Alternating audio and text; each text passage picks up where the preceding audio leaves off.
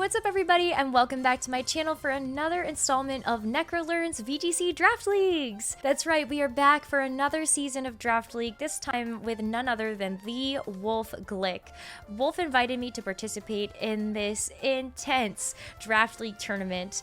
This is going to be the first season of the Wolfe Draft League, and I'm just honored to be here. Outside of Wolfe Glick, who will be competing, there's also the Draft League Kings, Uzi Gunner, Mountay, and Poke-Aim. Then you also have the OG and Pokemon content powerhouse, Shady Penguin, and we also have two of the best VGC players in the entire world, James Beck and Aaron Cybertron Zane. So yeah, this field is super stacked.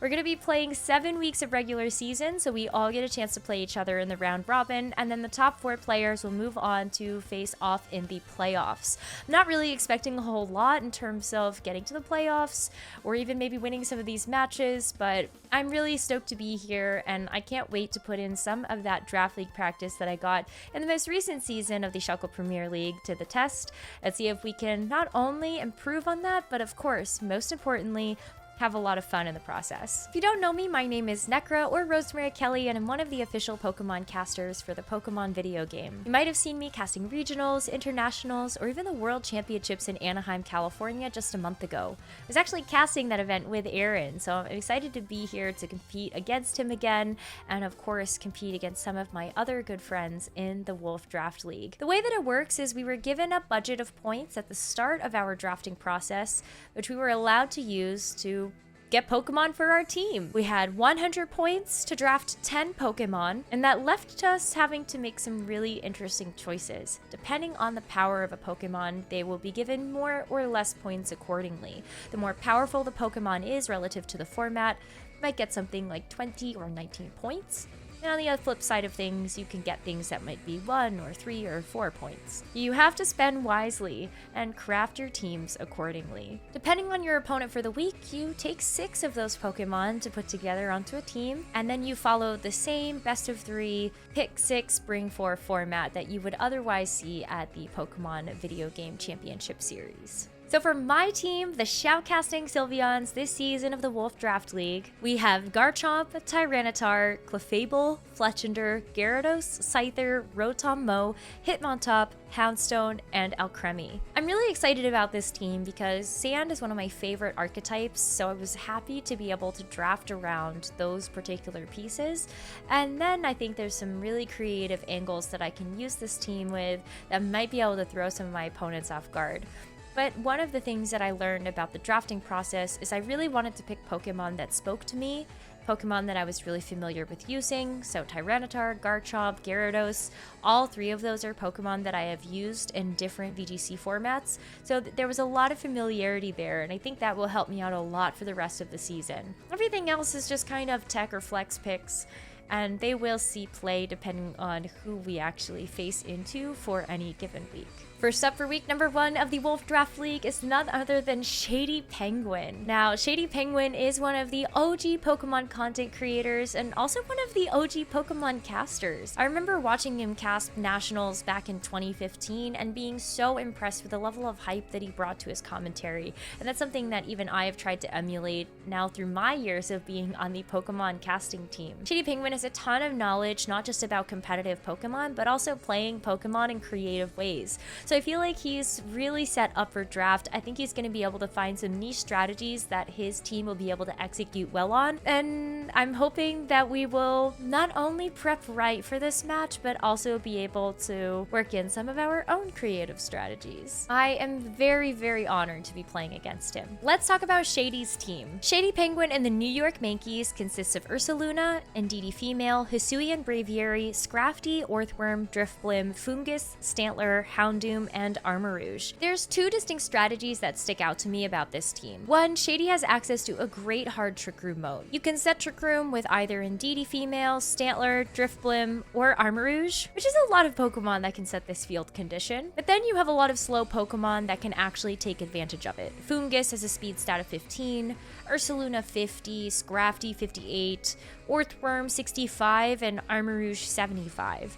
You can also train any of these Pokemon to be even slower than that if you get rid of some of their natural speed stat. Or you have them hold something like an Iron Ball that would also lower their speed stat that way. The second thing I see is Psychic Spam. Indeedee Female can come in with its ability, set Psychic Terrain, and then you have Armarouge as well as Hisuian Braviary that can learn Expanding Force. So there's a lot of spread damage that can be applied that way. Looking at individual Pokemon, there's also a bit more synergy when it comes to the Psychic Terrain. Drifblim, and one of the most common VGC strategies that we've seen with this Pokemon, is Drifblim holds a Psychic Seed, and then it also has the Unburden ability. So once the Psychic Seed gets consumed and is activated on Indeedee Psychic Terrain, Drifblim will get a boost to its speed stat, doubling its speed because it's no longer holding an item. Drifblim is super bulky, but it doesn't deal with physical attacks very well. So a lot of the fast support options that it has to really take use of that Unburden ability are Will-O-Wisp, Haze, Tailwind. You have Rain Dance and Sunny Day if you wanted to change the weather. Also has access to Icy Wind, which I know does damage, but more predominantly is used as speed control. And you also have some really funky things like Skill Swap, Imprison, and Baton Pass.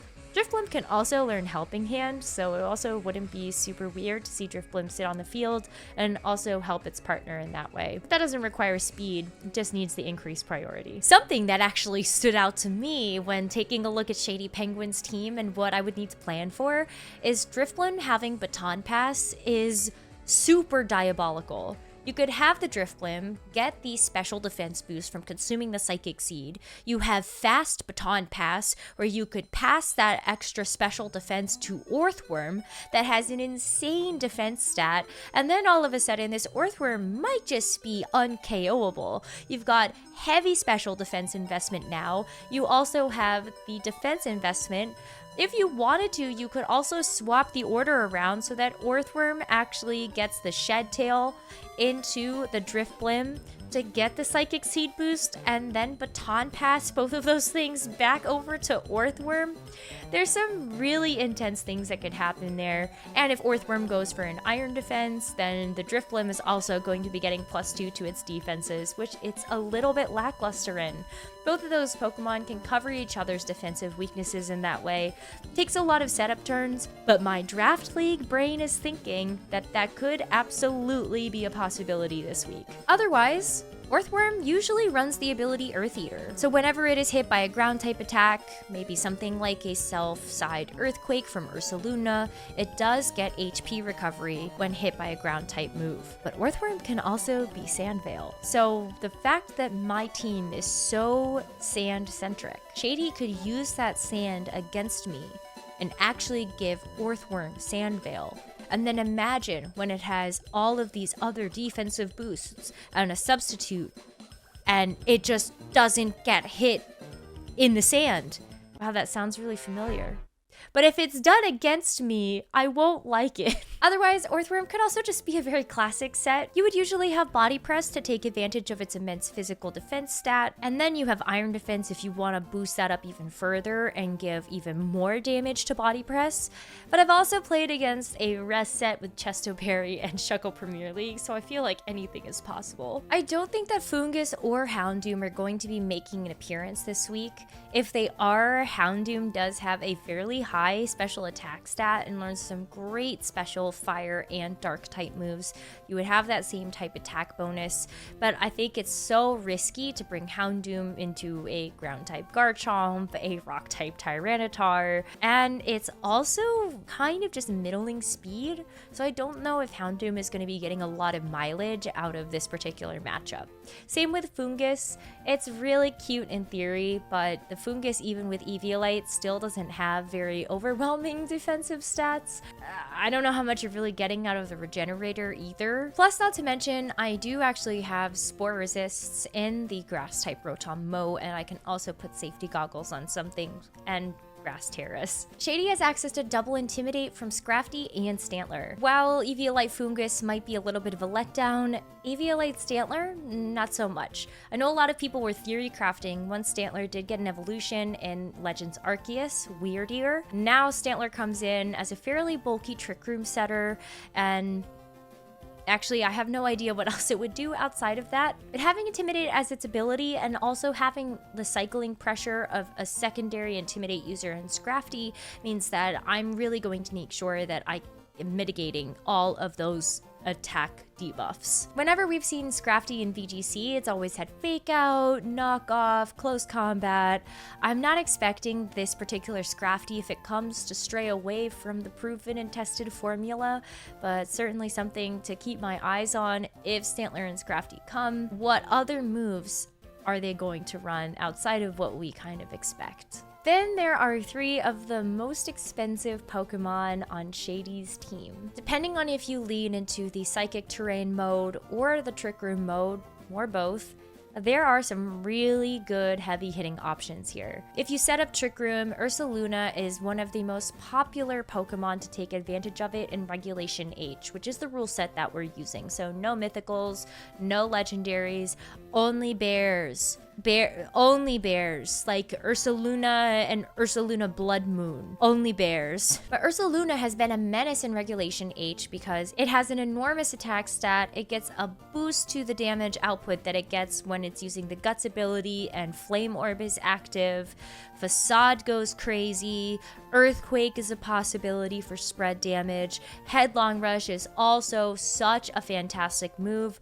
The only drawback is, of course, you do get a debuff to your own defense and special defense, but it doesn't really matter if you're just knocking things out anyway. So Ursaluna is a huge threat, especially if it's allowed to get set up under Trick Room conditions. There are very few things on my team that are going to survive something like a Guts boosted Facade. Then on the more Psychic Terrain side, you have Armarouge as well as Hisuian Braviary. Armarouge learns Expanding Force, but there's so many other things that this Pokemon can do that I really need to take stock of all of the possibilities. Armarouge learns Ally Switch, Calm Mind, Wide Guard, Trick Room, Light Screen and Reflect, Taunt, Rest, Substitute, Will-O-Wisp, Helping Hand. It could even set its own Psychic Terrain if it wants to. It would be a little bit insane for it to be a supportive set, given that it has one of the highest special attack stats in 125. So I feel like a lot of that power that Armarouge has is going to come from those special attacks. Things like Heat Wave, Flamethrower. We also have its signature move, Armor Cannon, which also lowers the user's defense and special defense by 1 stage. But it is also 120 base power, so I think the drawback there is pretty acceptable. It also learns Aura Sphere, which is a great coverage option. Armarouge can either be weak armor or it can be Flash Fire. Flash Fire would give it an immunity to fire type attacks while also boosting its attack by 1 stage every time it gets hit. And then you have weak armor, which every time it gets hit by physical attack, it's also increasing its attack.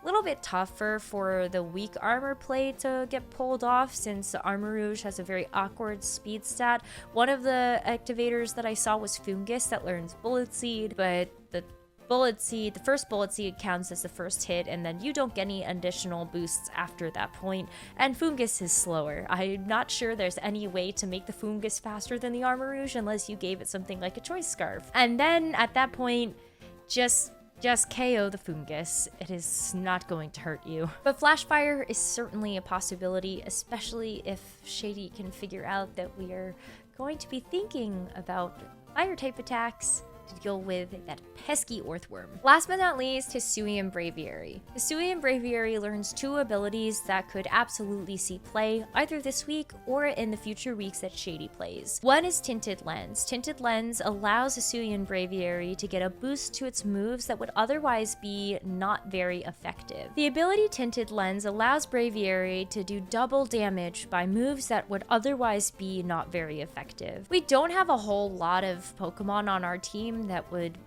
be resists to either the Psychic or the Flying type attacks from Hisuian Braviary, so I think that ability is not nearly as likely as Sheer Force. Sheer Force gives a 30% damage increase to moves that have a secondary effect. So for Hisuian Braviary, that could be Air Slash, Psychic, Hurricane, Heat Wave, Shadow Ball, Psychic Noise. All of those moves would get boosted by that ability. Hisuian Braviary actually would need an Iron Ball to touch the Psychic Terrain, which is a very funny interaction there, but given that it's a flying type, actually doesn't make contact with the ground. But Iron Ball could still be very synergistic for this Pokemon to not only lower its speed, but of course allow it to make contact for big expanding forces. If you're using Expanding Force, or another move I was looking at was Aerial Ace since it bypasses the accuracy check, promise that information is going to be relevant soon, then you are giving up a bit of the power that Sheer Force is providing, but sometimes with Sheer Force Pokemon, and in Draft League, I don't necessarily think that you need to get maximum value out of your ability in order to get success. Aura Sphere also bypasses the accuracy check, and that is important because this week we are running Sandvale Garchomp. The entire objective of our team is to protect the Garchomp at all costs. So this Garchomp has Sandvale, it has Substitute, we've got Tyranitar that can set the sand, we also have Hitmontop that has Sandstorm to set the sand manually. There are a lot of things that are going to make this Garchomp really valuable this week. As a reminder, my team is Garchomp, Tyranitar, Clefable, Fletchinder, Gyarados, Scyther, Rotom Mow, Hitmontop, Houndstone, and Alcremie. Shady has access to double Intimidate on his team through the Stantler and the Scrafty. Knowing that my team is mostly physical attackers, I figure I'll put a clear amulet on the Tyranitar to make sure its attack stat is not getting dropped, and I'll also make sure that the Garchomp this week is special. Special Garchomp is an interesting cook. Maybe is not as spicy as I would have thought as a pick, but Garchomp gets access to a lot of different coverage options that are special attacks, and so I think this is the perfect week to bring it out. With double Intimidate on the table, Garchomp being a special attacker would not fret at all about those Intimidate drops.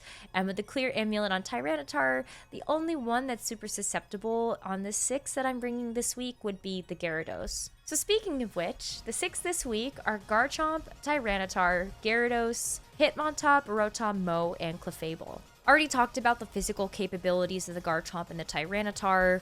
Tyranitar is otherwise going to be a very normal set with Rock Slide, Knockoff, and Terraflying Terrablast. Gyarados is the one that I think will be also quite powerful this week. It's going to have Intimidate itself, the Covert Cloak will make sure it can't get faked out, but we also have a lot of supportive options. Thunder Wave for one, just in case I want that speed control option. Taunt, to shut off the ability for things like Indeedee or Stantler to go for Trick Room, and the Armarousian Drifblim, if it comes. But you also have Dragon Cheer. Now, Dragon Cheer increases the critical hit rate of Dragon-type Pokemon that are sitting next to an ally that uses Dragon Cheer. So what I'm envisioning in my head is that my special Garchomp gets a chance to get a Dragon Cheer as Gyarados is its biggest cheerleader, and then it can go in with increased critical hit rates for Draco Meteor as well as Flamethrower. Flamethrower is almost entirely for the Earthworm, and then Draco Meteor is going to be doing really good damage across the board.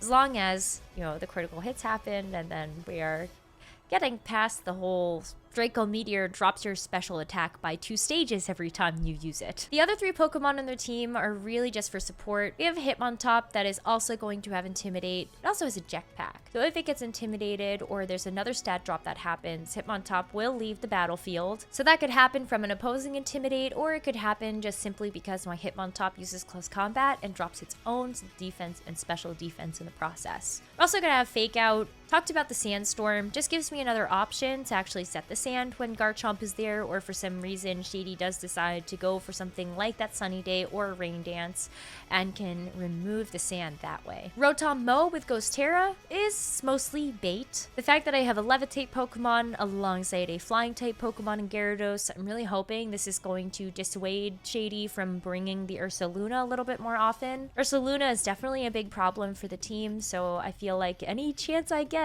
with Ghost Terra stopping Facade and the Levitate stopping Headlong Rush and the Earthquake, maybe Rotom Mow is good enough as a threat on the team sheet that Shady will just not bring the Ursaluna. That would be amazing. Otherwise, we have Discharge, so that Rotom Mow can sit there on the field next to our ground type Garchomp and just get Discharge spam going. There aren't really a whole lot of Pokemon that I think the Discharge is going to be good into on Shady's team. only thing it's super effective against is going to be that Hisuian Braviary. Ursaluna is immune. We have Leaf Storm, that'll help out if we ever even bring the Rotom, but it's likely just riding the bench this week. And Clefable. Clefable is safety goggles in case there's a fungus. There's the safety goggles to use Follow Me and redirect away those attacks.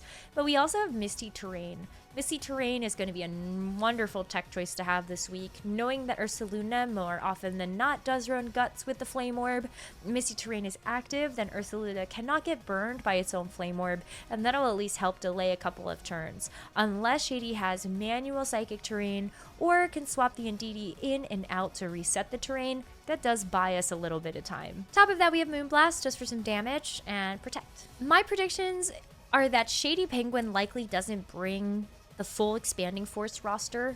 Houndoom and Armarouge feel really hard to run when I have Sand, and I have Ground type attacks on the Garchomp, Rock type attacks on the Tyranitar, and I also have Wide Guard access on Hitmontop. Tyranitar also being a Dark type means it's immune to all of the Psychic spam, and we also have a really powerful same type attack bonus knockoff that would be able to deal critical blows to those Psychic users. What I think is more likely is we will end up seeing some type of Trick Room mode. Ursaluna, Indeedee, maybe Stantler or Fungus. I don't see both coming, but then you also have the option to go for Scrafty. I just have that double Intimidate. Now with all that being said, let's get into our match for the week. Let's see what Shady has brought. It's almost exactly what I was expecting. We've got the Ursaluna next to the Indeedee, Hisuian Braviary, Scrafty, Orthworm, and Stantler. So for this first game, I fully expect that he's going to lean a little bit more into the Trick Room mode. Hisuian Braviary could be holding that Iron Ball to make sure that it's touching the Psychic terrain and can actually get the additional benefits for Expanding Force. But it also gives it the added benefit of making it a bit slower so that it will have the speed advantage once Trick Room is activated. Scrafty is very slow, Stantler is very slow, Orthworm can also be trained to be quite slow comparatively to the rest of the team. So taking a look at this, I feel like it's going to be really, really important for me to probably just... He does potentially have double Intimidate, so I kind of just want to go see if I can go a bit faster. And then I can always use Tyranitar. And I'm actually kind of thinking here that it might be good for me to bring Rotom. Doesn't really get a whole lot of benefit from anything other than the Ursaluna, but I feel like being able to have something that has Levitate would be very beneficial versus something like the Ursaluna. It's also entirely possible that he doesn't bring it and he's sort of feigning the use, but I can't wait to see how he has actually decided to build out this team. Honestly, pretty good start here. I do get the Intimidate drop onto the Scrafty. The Orthworm as well, if it does have any other physical attacks outside of Body Press, which uses its defense, then the Intimidate can help out with that. But taking a look at this, I definitely see a fake out setup with the Scrafty available, and then the Orthworm is just able to go for things like the Iron Defense right away. So I think what I'm going to do is I'm honestly going to try to taunt the Gyarados and set up a sub, because if I do actually, one, I don't think either of my Pokemon are in particular threat of being Body Press knocked out right away. You still want to get that +2 for those Body Presses to be super impactful, and the Gyarados is also going to be a flying type, so it's a bit of a resist. We actually see the Orthworm get switched out and the Stantler come in and take its place. He already sees that my Garchomp is not clear Amulet since it did take an attack drop, but I don't know if he's going to be ready for this. I get to put up the substitute for free. This is what I was really hoping for. That Scrafty was either going to target down the Gyarados or it was going to actually target the Garchomp. Even better that, of course, it's going to be the Covert Cloak on my Gyarados that's going to keep it safe from the Fake Out. So I get a nice taunt into the Stantler. I'm expecting this Pokemon to be more support-oriented, so I think making sure that I have that is going to be really good. And now it's kind of about just going nuts. I think I'm going to use Dragon Cheer next to this thing, and I do believe we just hit things. When I'm thinking about what he could have on the back, I still expect that there's probably that Ursaluna, but at least having the substitute is going to help me for now. I think if I'm able to use the Dragon Cheer... Does Dragon Cheer go through Protect? I guess I'm not about to find out. I'm not gonna find out at all. That's okay. Fourth room is back.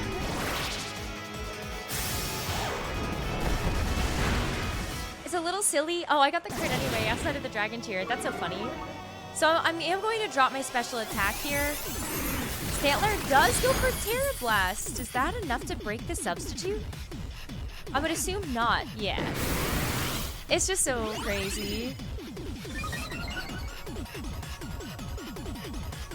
Garchomp now has the additional special attack. It was a little bit risky for me to use the... Yeah, it was a little bit risky for me to let loose that I did have the Draco Meteor as a part of my team, but I think this is actually quite good. I get to go for maybe a Thunder Wave. I could also just continue to taunt this slot if I wanted to, meaning that he does at some point actually need to either go for the Iron Defense here or bring in something else. So now let's think about this really fast. Taunt is going to work on basically any of these Pokemon. Stantler feels like sort of dead weight. I feel like it's always pretty beneficial maybe for me to just go for the Thunder Wave here. But I can go for Terra Fire with the Flamethrower. He has to know that this is coming. So there is that possibility of the Poison Terra, which would be able to make sure that this fire damage is not super effective. But I think he's still going to be quite surprised at the damage output. I still feel like I'm regretting my decision to use the Draco Meteor right away, but I can still use the Flamethrower, and I think maybe at the very least this will dissuade Shady from bringing the Orthworm again to game number 2. It's still going to be a 2-hit knockout after the Citrus Berry damage, and this is exactly what I was hoping for, especially if I get the crit. Maybe the Citrus Berry recovery I'm getting a little bit less than I might have wanted, but I think it's actually going to still work out quite nice. Not to mention the fact that we do get to use the Thunder Wave. Unfortunately, I miss, but that's okay. Body Press now still doesn't do actually a whole lot, which is very good. You have to be concerned that there's a taunt available. I could just go for the taunt again into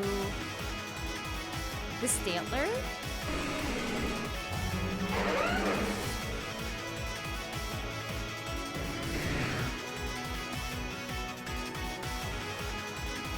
I am really worried about him setting up Trick Room, and I know that Orthworm can't do that.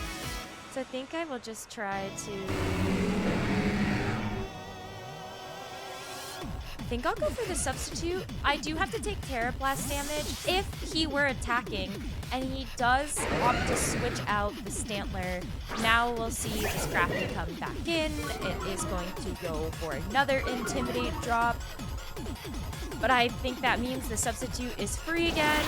And this Orthworm, if it does end up deciding to go for the... I was gonna say Body Press, but I actually mean the Iron Defense to boost up its defenses. Yeah, I mean, this is okay. Is that gonna take the sub? Yep, breaks the sub, so that's actually really good to know. I think at this point, I really need to just go for damage onto the Orthworm. I believe my Garchomp should be the fastest thing on the field, but I obviously don't want to actually fall to something like the Fake Out plus the Body Press. You can't Fake Out my Gyarados, so there is that problem. I think I'm just going to go for the Protect here. I'd love to sniff out a little bit more information about what this Scrafty can actually go for, but so far we've seen Fake Out. We've seen that Stantler does have Terra Blast. On the Orthworm, they have Body Press. And you have to imagine that it has Iron Defense, right? The last time I ended up actually playing against an Orthworm, it did have Rest and Chesto Berry, and it uses Shed Tail. I knew it! I knew it! I totally knew it. So it does have Shed Tail. I'm glad there's no Drifblim because I think there would absolutely be a problem if if that happened. But I think now we still have a good opportunity here to knock out this Ursaluna. The Ursaluna is a Ghost Terra, but I think still this Gyarados. Oh. But the Gyarados actually has been intimidated quite a few times. Waterfall is a physical attack.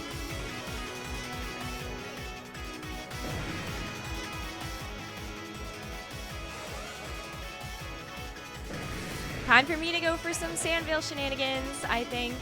It would have been much better if I did actually have the substitute active.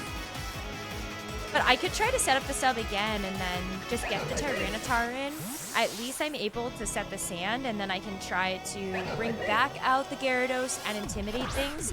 Gyarados is trained such that a -1 facade from this Ursaluna will not knock it out. So I will still have the ability to go for maybe something else here. Shady's doing a great job so far of making sure he can rotate Pokemon in and out, but I do get another substitute active, and hopefully Sandvale will activate, and then we actually won't get a chance to see that move connect. But of course, because we see the Ursaluna go for the facade, it does connect. The substitute's going to take that damage. We're still kind of in an okay spot. I feel like now we have the option for either the Garchomp or the Tyranitar to break the substitute on the Ursaluna, and then we can go from there. But I might just have to use my Garchomp at this point. I might have to switch back in the Gyarados. It has taken a little bit of damage, so that is something that I'm quite cognizant of. I think I'm just going to go ahead and hit... Yeah, I'll hit the Ursaluna with a Draco. I'm starting to run out of HP.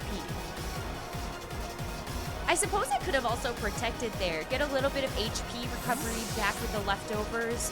Put myself into a position where I would be able to get the substitute up. But since I set the sand and Garchomp is no longer a ground type. Yeah, definitely not good.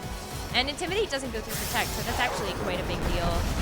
Maybe I should have waited to make sure that the Draco Meteor could actually break the sub. But Ursaluna can only knock out one Pokemon here. An Earthquake next to the Earth Eater. I'm actually really, really relieved that this Orthworm is not... It's not Sandvale. I actually don't know what I would have done if that were the case. Yeah, Body Press into the Gyarados makes a lot of sense. But now I'm actually in a position where I think being able to do at least a little bit of damage to the Ursaluna is going to help. Unfortunately, I obviously am not able to live the facade at this point. I've taken too much damage. But then I feel like just go for as much damage as possible here.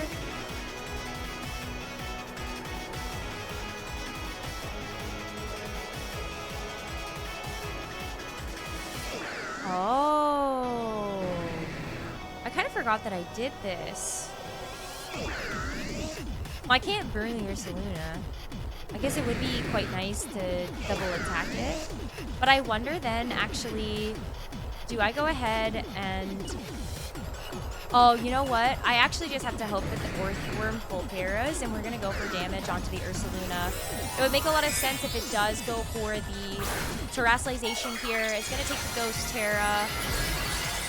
And that means it's not going to take super effective damage from either Leaf Storm or the Waterfall. But I should still be able to do a significant amount of damage. And because both of my Pokemon do have the immunity to Earthquake, you are forced, if you're the Ursaluna, to actually just have to go for an attack. And it's so close. I hope that the burn is able to knock out the Ursaluna at the end of the turn. Unfortunately, my Rotom does fall for all of that stress. But maybe the burn saves me?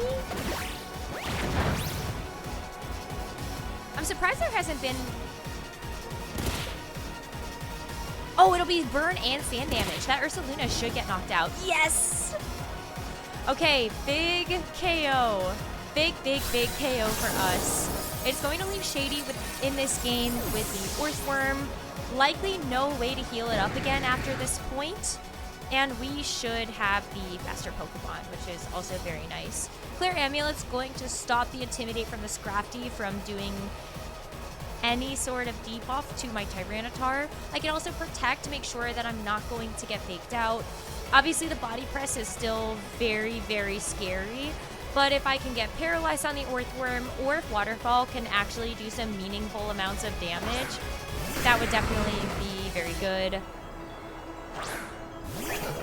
Here, I think it's almost always going to be a taunt onto the Earthworm. If it does get a +2 defense from Iron Defense, then my Tyranitar will likely do nothing. So I am just going to protect it for now, make sure that it can't get faked out. Really hope that this is going to be faster than the Scrafty at the end of the day. Let me see if I can actually... I remember its base speed is 58. So even if it gets... Well, if it's max speed, I will definitely not make it. But double Intimidate again makes sense. Maybe I actually should have just attacked with the Tyranitar, but I'm so scared of Body Press. I feel like taunting is still the right call. I can go for the Waterfall damage later. I'm also capable... Oh, no. I also can't because it's paralyzed. So maybe I was just going for the Body Press here. Yeah, but Scrafty being in the back is actually... Let's see if it's actually scary. I am, at this point, I think, going to also just sit there and taunt the Stantler.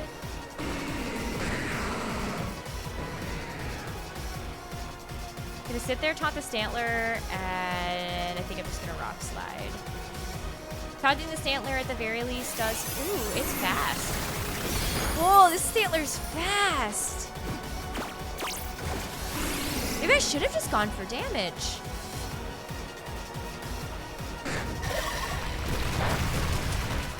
I should have gone for damage. I should have just gone for the Waterfall. No! Earthworm, bye, Tyranitar. Uh-oh. I definitely should have just gone for straight damage onto Earthworm. I think Knockoff would have been a much better move, especially because we weren't intimidated. So I'm definitely sad. I think I do just have to go for the Waterfall and see how much damage it would have done. Now, at the very least, I am getting quite a bit of information for the next game. The Stantler is really fast. Since it's faster than my Tyranitar, it must be somewhere in the hundreds range. But GG for game number 1. I do wonder if maybe it would have been a little bit different if I did go for the knockoff. But the Earthworm is so tanky. That was a -2 Waterfall into the Earthworm, though. So for game number 2, I have to assume that Shady is now thinking about my Garchomp. I did reveal all 4 moves, so Shady knows not only can I set up a substitute, but I'm also capable of just hitting with special attack, so the double Intimidate strategy is not as effective. Heading into this game number 2, I feel like it might be beneficial for me to just go for Hitmontop, Garchomp. The strategy behind that is that I get to go for Fake Out, or If we do see the Intimidate drop, then the Hitmontop just gets switched out with a Jetpack and gets a chance to come in again later. I still think that Tyranitar and Gyarados are probably still a very good call. The alternative that I could go for is go for Follow Me. We didn't actually end up seeing the Psy Spam variation, which could be quite strong. So maybe actually the call is... Maybe the call is to drop my own Intimidate since they set up sub, and I actually bring in Clefable. Clefable does have Misty Terrain, so if there is a switch to the Psy Spam variation, not only can I change the terrain to Misty so I can take away the Psychic terrain, but I also am able to get the burn taken away from the Ursaluna as long as I get it up fast enough. Intimidate drop is good onto the Earthworm. It's a little bit weird now because I actually can't go for the fake out since the Psychic terrain is on the field. I can still set up the substitute though without the... Yeah, I can still set up the substitute, which is really nice. And I don't actually need to bring in the Tyranitar at all. I can just set up the Sandstorm here. It does likely mean that this Indeedee is able to get up the Trick Room for free. I don't really have a great way right now to actually damage it.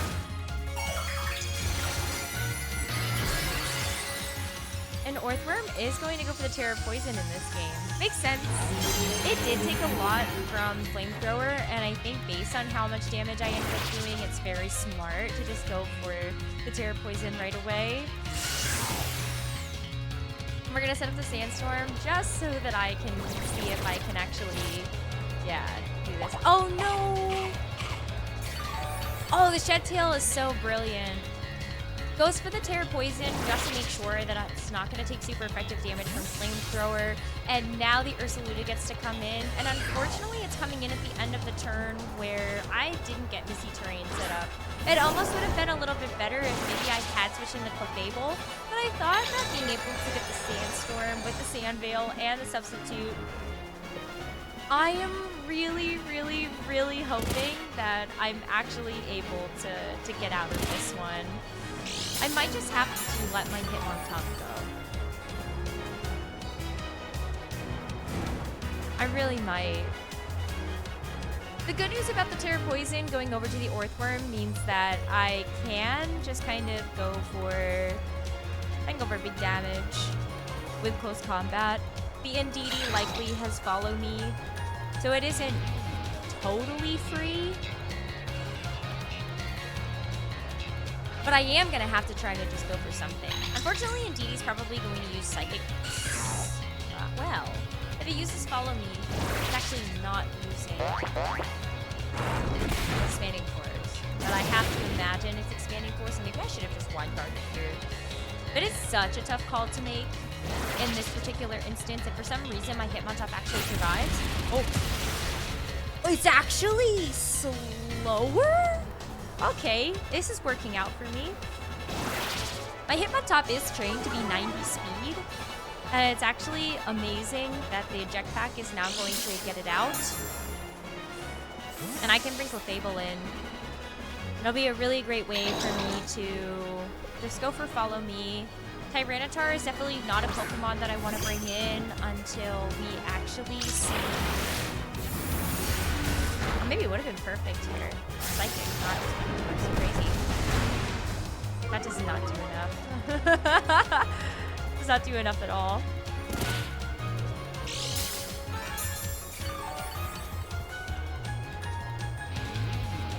I can't Misty Terrain here.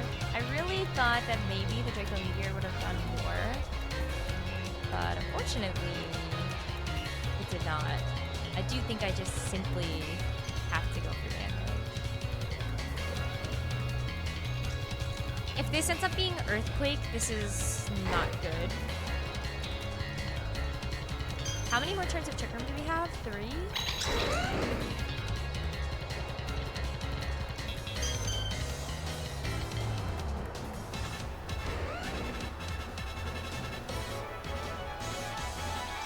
This is a really hard call to make. You could just go for Earthquake. kind of wondering maybe if this is just better since... Helping Hand on Indeedee. Oh my goodness.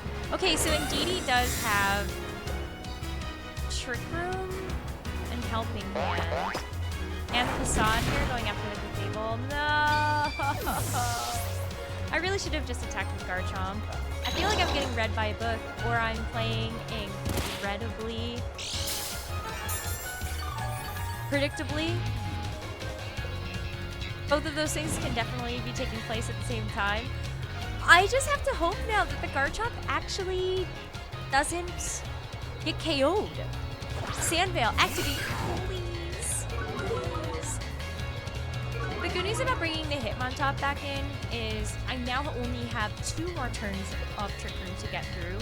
If I do get a Sandveil break, that would be amazing. I can still go for another Trick Room here.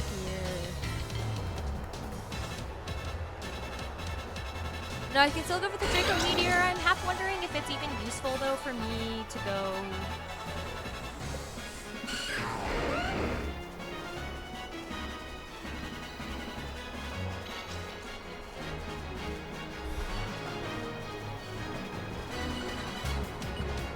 Surely he doesn't attack his own Indeedee, right?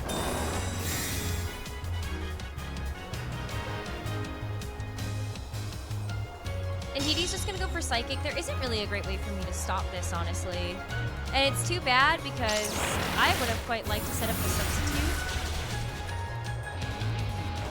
I do live that.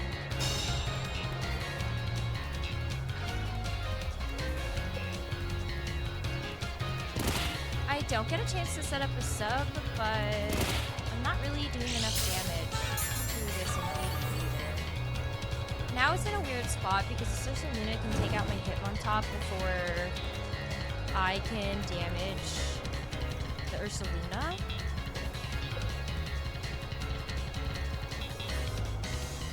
Arata is full HP though. I used Draco on the last turn. Feels like I should go for a Protect here. Or try to get it out of here, but I think this is good. I have one more turn of Sandstorm as well. So actually, it's quite advantageous for me to just sit here, I think, and just attempt to go for the close combat. I would even actually go for the close combat into the Indeedee. But I gotta sell out the final turn of Trick Room. Tyranitar gets to come in then for free and set it back up. Facade tries to go after the Garchomp. So maybe I really should have actually gone for that. Are we speed tied?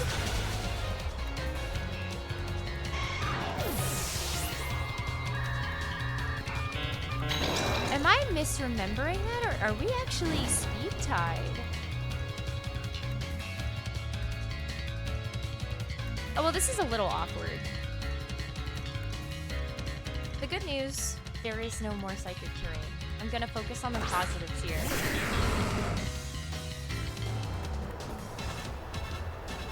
I get the sand back up.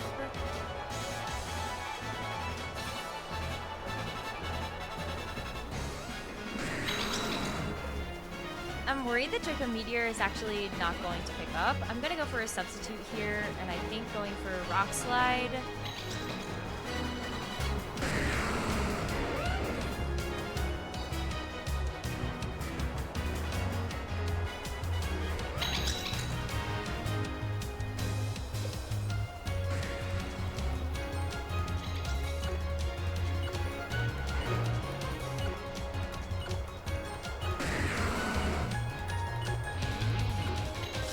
Alright, I actually just need to go for attack. I think I should have gone for Flamethrower because I expect Orthworm is coming back in now. Oh, it is crafty. Okay. I'll take the Draco Meteor. Unfortunately, I am not going to be doing very much damage here likely since I'm already at -2. But I do get the KO onto the Indeedee. I'm struggling to remember how the Scrafty and the Tyranitar will interact with each other. Scrafty can obviously go for Fake Out into either of these Pokemon. It could also just simply go for a close combat, which would also be not very good. But I think if I go for Terra Flying here,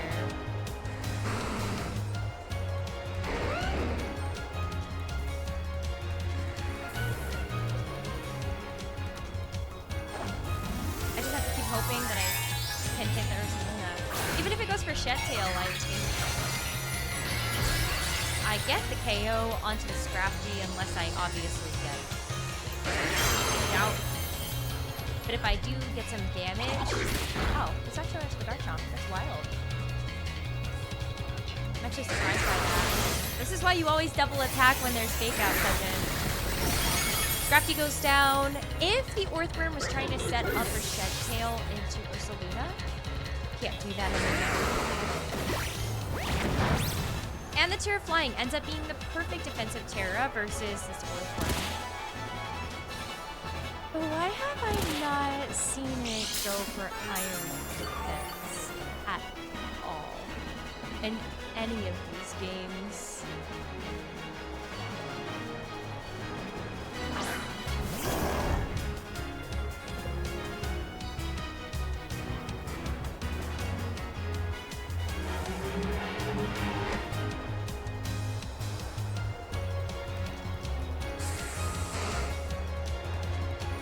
I think I'm just going to attack the Ursaluna and leave the Earthworm alone. I miss. Okay, makes sense.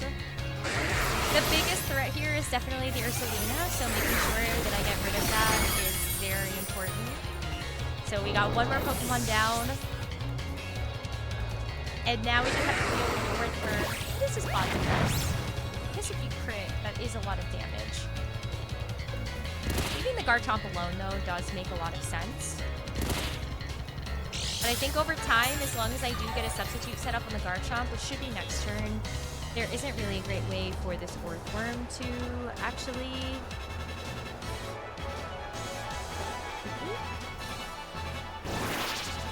Hopium? I want to knock off the Earthworm because I'd love to see what it has. If it's Citrus Berry or if it's Chesto.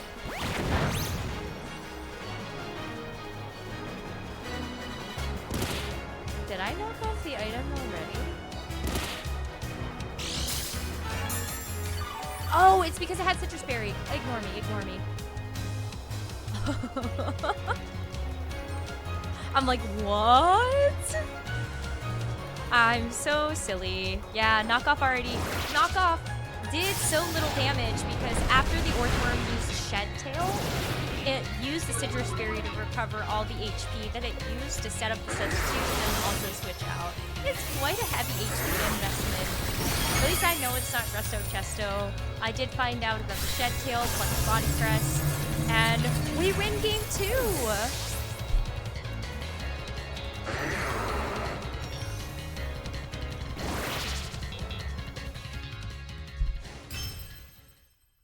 I was really happy with the adjustments that we made in that game number 2. I'm still feeling sad about that game number 1, but now we have to look ahead to game 3, the deciding game of this set between me and Shady Penguin. And thinking about some of the changes that Shady made, Stantler did sit the bench. I have a suspicion that Stantler will sit the bench again. It was very easy for Shady to actually set up with the Trick Room, but I felt like we made some really strong picks with the Hitmontop plus the Clefable. The Intimidate felt like it could have been quite valuable. And knowing that the Indeedee and the Hitmontop, I think are speed tied is kind of crazy. It's obviously not been very long since I saw that play, so I will have to go back and actually take a look or make sure I'm paying more attention this time around. But I think the Garchomp lead is super good. Gyarados is probably even better. If I can get a taunt onto either the Indeedee or the Earthworm, then you actually can't set up for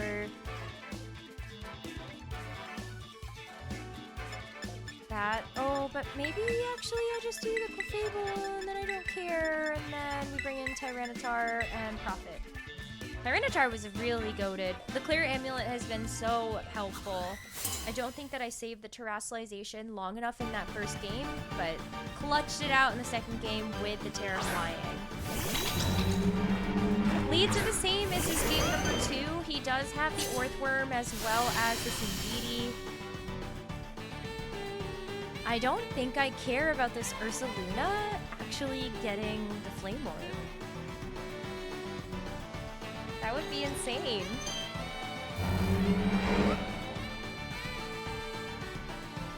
I think I am going to set up a substitute again, though.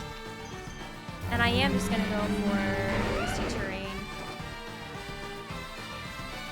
Misty Terrain, since everything happened so fast, I think I just let Shady get the Shed Tail. I used the Misty Terrain since it has not been revealed at all throughout this set. Misty Terrain is great, so once the Ursaluna comes in, it actually cannot get the use out of the Flame Orb, and Earthworm actually sticks around.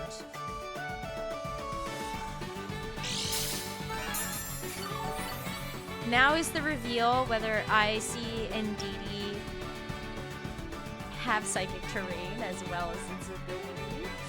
Heavy Slam goes crazy. I think I am just gonna go for some flamethrower damage. Feels correct. Bringing in the Tyranitar here definitely doesn't feel good.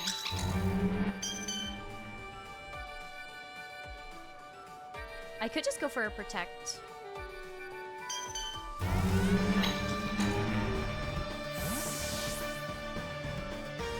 I think I'll go for Protect just in case the...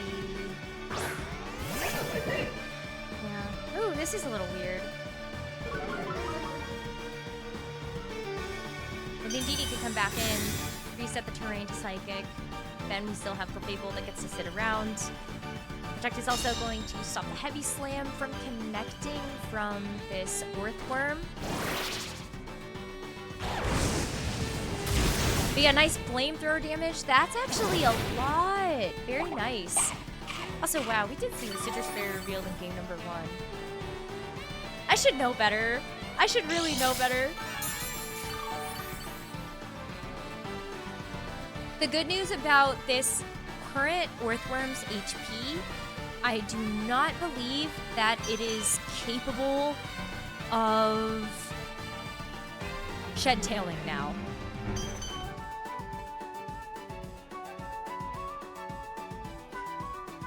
And at this point, I actually kind of think I want this Grafty to stay on the field. Either way, going for any sort of attack with both of these Pokemon will net me damage on something.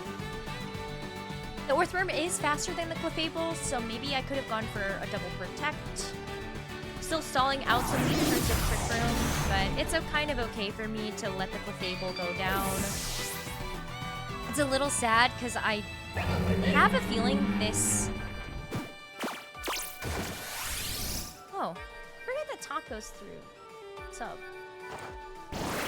But I still get rid of the Earthworm. And the Ursaluna actually doesn't have a substitute anymore, which is nice. No Shed Tail. No free substitute for the Ursa.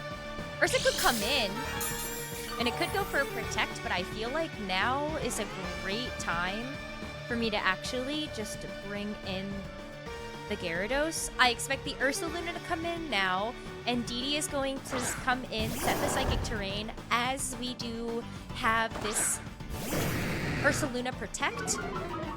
So the Intimidate lands, very nice. It would be a bit better if I could actually get some more damage onto...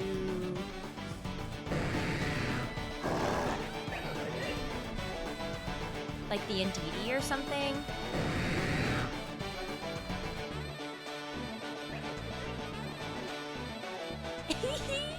I think I will go ahead and Dragon Cheer. Intimidate drop is amazing. No! The taunt of the Scrafty. Too bad. I still get to do some damage into the Scrafty though. Not a lot, but it'll maybe start to add up. Really smart play there by Shady to shut down the Dragon Cheer. He definitely can't let me get that off for free. Unfortunately, this Ursaluna is still burned because of the Misty, or still not burned because of the Misty terrain. And I actually think that that's really, really bad for him. I am now going to go after the Ursaluna. Double Protect is highly unlikely.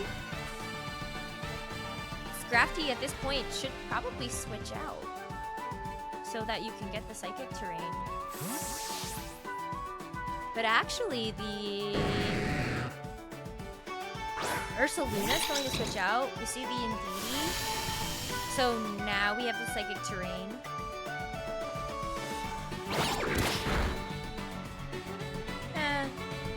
A little sad that the Covert Cloak is gone.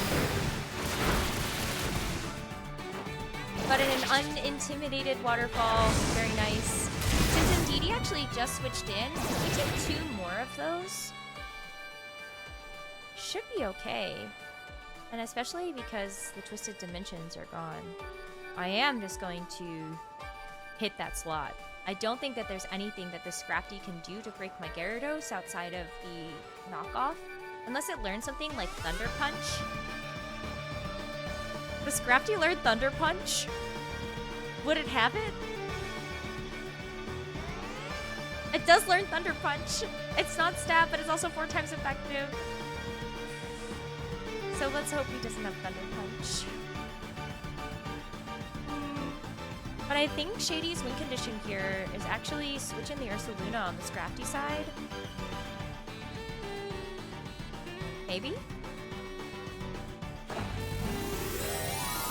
Oh, there's a Terra. Deedee's actually going for a Fairy Terra? Is that right?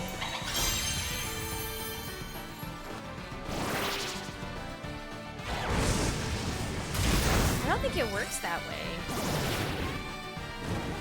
Oh, we actually get the burn. Oh no. See, imagine if you had kept Misty terrain. That's not a defensive Terra, so I'm really wondering what he was hoping to get out of that. Now the Terrestrialization isn't available for the Ursaluna. The Scrafty is stuck on the field. Knockoff is going to go into the Substitute, but doesn't break. And I get to keep my leftovers. So yeah, Fake Out, Knockoff. This one's a little weird because I actually would really like to... Oh, man.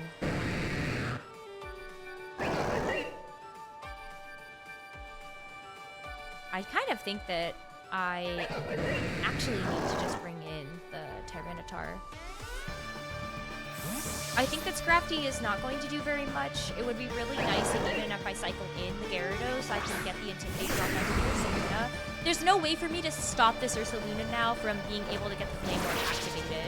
It actually doesn't go for the Protect, which is not what I would have expected. But it's going to take a double up of the Scrafty, going for the knockoff again into the Garchomp. That will break the sub, and then I would assume that the Ursaluna is going to try to attack one of these Pokemon. But if Sandvale activates, it doesn't. But the defense drops are so good for us.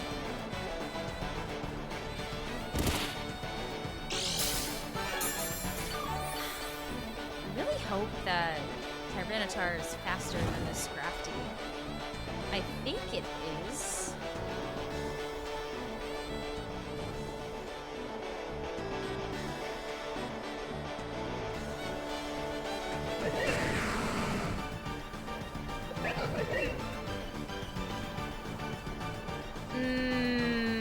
I'm not sure my Tyranitar survives, but I think actually going for Terra Flying here is still good. I get the super effective damage into the Scrafty.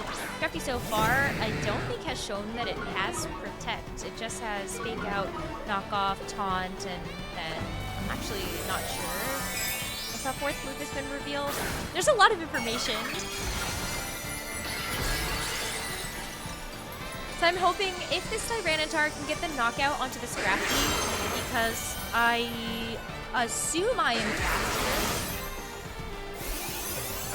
And the Gyarados did get the Intimidate drop onto the Ursaluna, even though it does have the Guts activated Flame Orb damage boost.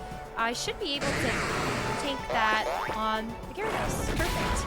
Never mind. It took some damage.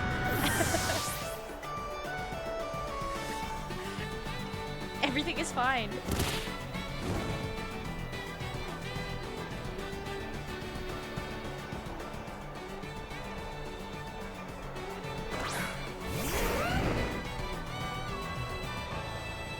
I think setting up a substitute is good. And then... oh, definitely just Terra Blast. I had to double check the base power. I think knockoff is still pretty good. But essentially, I'm just hoping that I've bought myself enough turns, either with the Ursaluna attacking my Tyranitar or continuing to have to attack the sub, that I can get a couple of attacks off. And it looks good. The substitute's going to take the damage for Garchomp. If I hadn't gone for the sub, then Garchomp gets fainted right away. And so now, based on the amount of damage that's left, I just double attack. I also don't have enough HP to actually set up another substitute, but as long as I don't miss, I should be good.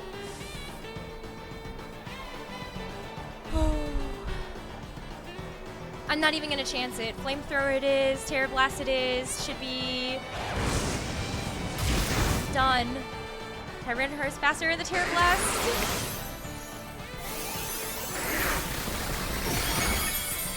Woo! What a set! GG's, Shady Penguin. Oh my gosh. And we get our first win of the season. Wow, what exhilarating set to kick off the Wolfe Draft League. GG's to Shady Penguin. I had so much fun in that set, and I'm really hoping that this win can give us a little bit of momentum heading into next week of the Wolfe Draft League. Looking back on the set a little bit, in game number 1, there were a lot of really big takeaways. One, I absolutely misused Terrestrialization. It was such a waste to give it over to the Garchomp. It was already a -2 special attack from using Draco Meteor, and the Terrafire wasn't helping me shore up any damage from that Flamethrower. It would have been better served to hold the Terra, give it to Tyranitar, and see it clutch up like it did in games 2 and 3 with that terrifying Terra Blast. I also missed out on a couple of opportunities to keep taunting the Orthworm. Getting the taunt off onto the Orthworm early was so good because it was denying anything like Iron Defense or Shed Tail, and by the time the taunt had expired, I hadn't actually done enough damage across the board to really feel like that was any momentum in my favor. I should have kept taunting the Orthworm, and I also shouldn't have tunneled so hard on trying to taunt the Trick Room users later on in the game. At that point, Trick Room was not necessary for Shady to win the game. I was missing out on other damage opportunities, and even fishing for flinches with Waterfall on Gyarados. I also did see Earthquake on the Ursaluna. We saw it in game number 1, so I should have known better than to question that. And that's another key thing. Sometimes in the moment, I forget about some of the things that I've already seen, and I'm sure there were a couple of points that you saw that through watching that match. So I hope that I can take better notes in all of my games leading up to the end of the season, because, yeah, I definitely flubbed on a couple of things there. Game number 2, though, it was a speed tie in between the Hitmontop and the Indeedee. That speed tie is actually only possible if Indeedee is 0 speed IVs, and it also doesn't have some sort of speed affecting nature. It was doing a lot of damage. Maybe it was modest, or maybe it ended up giving itself a little bit more defensive capabilities. Either way, that definitely caught me by surprise, and in most situations is probably not happening.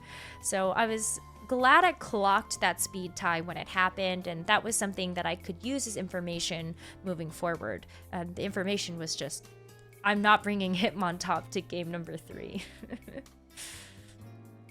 Otherwise, I was really happy with the timing that I had to stall out my own sand set up from Sandstorm on Hitmontop earlier on in the game, and it aligned perfectly with Trick Room expiring. So I got through the turns of Trick Room well enough, and then by the end, I was able to deny a second Trick Room and also take the game from there. Tyranitar got 4 KOs. I love that for him. And then in game number 3, I did win, but I think I could have also played a little bit cleaner. Orthworm did have the ability to set up another Shed Tail after that Citrus Berry recovery, so that was something else I probably could have pinned down a little bit faster. It ended up not actually getting a chance to use the Shed Tail, and because I set Misty Terrain, Shady was forced into this awkward position of, do I switch out the Indeedee, allow something to come in and take more damage since the manual switch out is necessary, or do I just sit there with 2 Pokemon on the field that aren't actually getting very good use out of something like Trick Room? So that definitely worked out in my favor. I still shouldn't have let the Clefable go down as early as it did. There was a perfect time there for me to swap in the Gyarados, get an Intimidate drop, or even just make sure that Gyarados was coming in to take something like the Heavy Slam or the Body Press from the Orthworm, and that would have otherwise been a better play than letting my Clefable go down so early. There was a point later on in the game, it would have felt nice to still have the Misty Terrain, or at least have the Misty Terrain be activatable again, and I lost that opportunity by letting my Clefable go down so early. But at the end, I played to a higher percentage win condition. Yes, you may look at that and go, just attack with both the Garchomp and the Tyranitar. But to break down that play a little bit more, as I started to at the end of that game, the entire concept is Tyranitar is very healthy, Garchomp can get a sub up, and because both of these Pokemon are faster than the Ursaluna, I will always be able to guarantee damage from something. If I don't substitute with the Garchomp, then you see the Facade on the Ursaluna knock it out, and then it becomes a bit riskier with the rolls that maybe the Tyranitar gets in terms of its damage. Ended up being fine. If I had just gone for double Terra Flying, that would be great, but the substitute basically makes it, if Ursaluna decides to Facade the Tyranitar and gets a knockout there, then the Garchomp still has an extra turn that it's bought itself from setting up the sub. I will win either way from double Flamethrower, or the Tyranitar just doesn't get hit and it's able to finish off the game that way. So overall, pretty happy with this week. Happy to have also identified some things that I can clean up for future weeks of the Draft League, and also maybe just some skills that I can keep taking back to my own VGC games. But big takeaways, Tyranitar is very good. Garchomp Sandveil was not. It didn't activate once in the entire match. But we'll probably see it again. There's definitely times that it will make another appearance. But GG's again to Shady Penguin, and thank you all so much for tuning in. Second week of the Wolfe Draft League, I face off against Poke-Aim, and I really hope I don't get Aurifarmed by this guy. But you'll just have to tune in to find out, and so yeah, I'll see you guys next week.